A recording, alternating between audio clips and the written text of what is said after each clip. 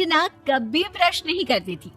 उसे कितनी बार उसके माँ बाप ने डांटा, लेकिन उसका कोई असर उस पर होता ही नहीं था, जिस कारण से उसके दांत पीले पीले हो जाते हैं। शादी के बाद अरे बहू, वैसे तो तुझ में कोई कमी नहीं है, पर तेरे दांत इतने पीले कैसे हैं बेटा? कैसे मतलब? कोई सर्जरी थोड़ी ना कराइए। वो तो क्या नाम, मैं ब्रश नहीं करती थी तो पीले हो गए। अब क्या करूं? आप कहें तो लाल करवा लूं या फिर काले? यार ये क्या है, क्यों माँ से लड़ रही हो? लड़ रही हूँ? अरे मैं लड़ रही हूँ या ये बोल रही है कि दांत पीले हैं, पीले। अरे तपस्या थोड़ी ना की है इन्हें पीले करने के लिए। बकायदा ब्रश नहीं किया है 20 साल तक, तब जाकर। छी, कैसी बात कर रही हो?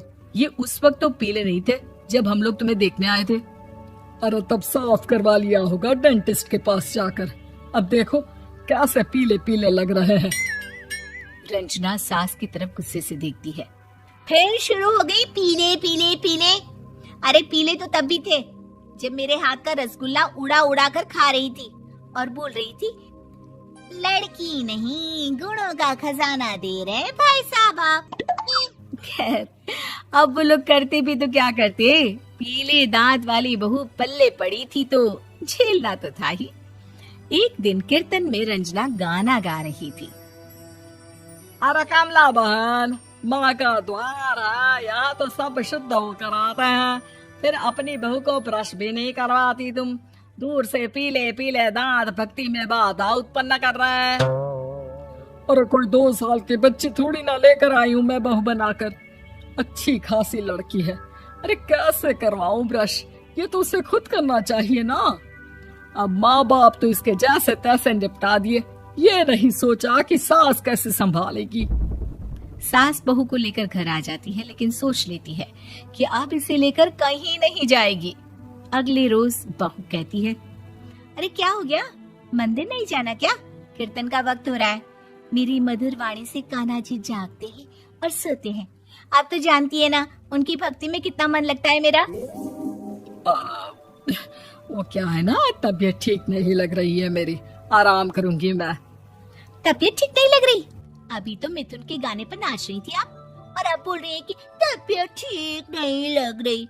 अरे भक्ति में मन लगा लो सासू माँ, ऊपर जाना है, क्या मुंह दिखाओगी आप? हाँ? सास को बहू की बात पर गुस्सा आ जाता है। मैं क्या मुंह दिखाऊंगी, इसकी चिंता तो ना कर, समझी?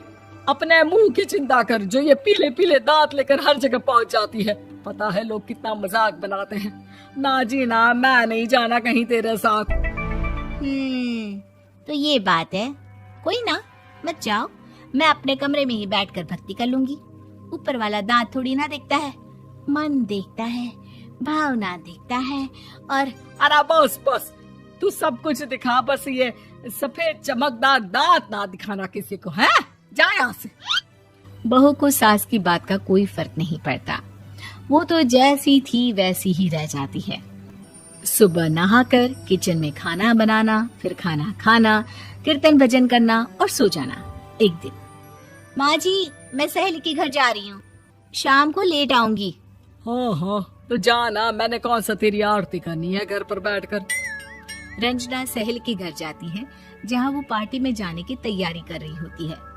अरे शिखा, कहाँ जाने की तैयारी कर रही है? मैं गलत वक्त पर आ गई क्या? अरे नहीं यार, उल्टा सही वक्त पर आ गया। मैंने ये साड़ी और ज्वेलरी निकाली है यार, शाम को इनके ऑफिस की एक पार्टी में जाना है। बताना कैसा लग रहा है ये सब?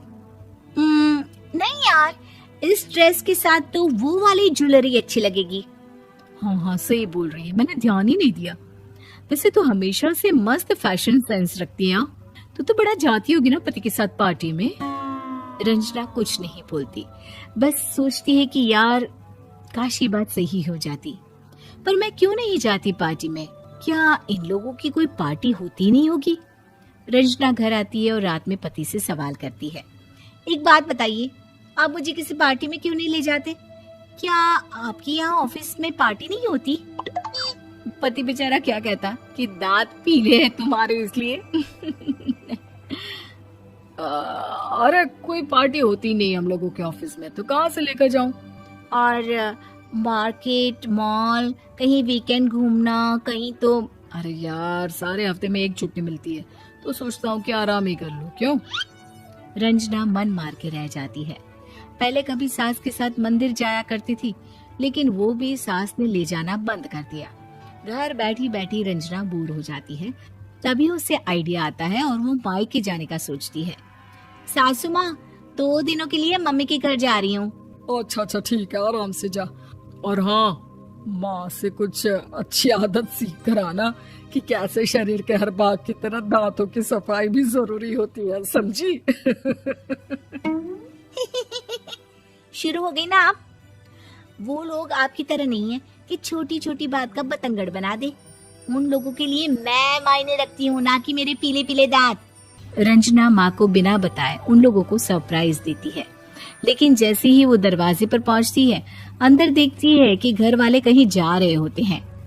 अब माँ, काश रंजना दीदी के दांतों वाली प्रॉब्लम नहीं होती, तो वो भी हम लोगों के साथ चलती ना बुआ जी की बेटी की शादी में। हाँ बेटा, लेकिन अब उसे कौन समझाए कि उसको उसके पीले दांत नहीं दिखते, लेकिन उसके आसपास के लोगों को कितना आते हैं। मुझे तो कितनी बार उसके स्कूल की टीचर ने शिकायत की, साथ कोई लड़की बैठना भी नहीं चाहती, और ना ही कॉलेज में कोई उससे बात करना चाहता था। लेकिन पता नहीं क्यों उसे ये बात समझ में ही नहीं आती।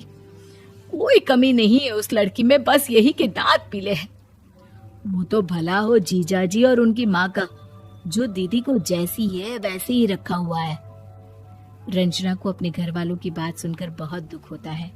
वो सोचती है कि वो क्या करे, लेकिन फिर वो सीधा डेंटिस्ट के पास जाती है, अपने दांत चमकाती है और कसम खाती है कि वो रोज ब्रश करेगी।